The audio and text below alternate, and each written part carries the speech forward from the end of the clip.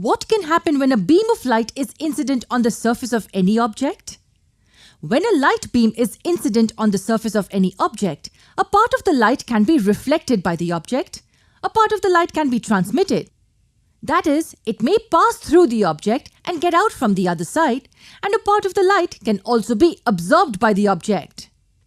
The amount of light reflected, absorbed or transmitted depends on the material that the object is made up of.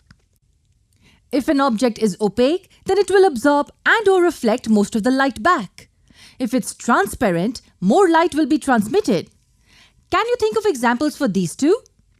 The surface of a mirror is shiny and opaque, and most of the light rays are reflected from it. On the other hand, glass is an example of a transparent object. It will transmit most of the light. So what is refraction of light? Here's how we define it in simple words. It's simply bending of light when it travels from one medium to another. Yes, if it is incident at this angle, then it goes through at another angle. Now this is not the exact definition, as there are a few technicalities involved. Let me explain it to you. Consider a transparent object kept here, say a glass slab. Suppose light traveling through air is incident obliquely on the surface of the glass. What do I mean when I say obliquely? It means slant. It implies that the incident ray is neither parallel nor at a right angle to a specified line. Now this light will bend at the boundary of the two media. Here, the two media are air and glass. This bending of light at the boundary of the two media is what we call refraction of light. We see that at this point, the light bends. It's not going straight. What are these two mediums called?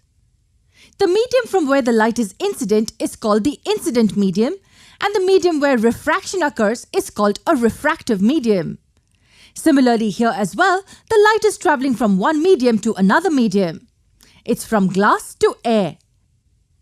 And here also it is incident at an angle. Since we know that air is a transparent medium, light bends at this boundary and travels through air. So light refracted at these 2 points. Let us draw a line perpendicular to the surface at this point of incidence. This line is also called a normal. What is this angle called? It's called the angle of incidence and is denoted by the letter I.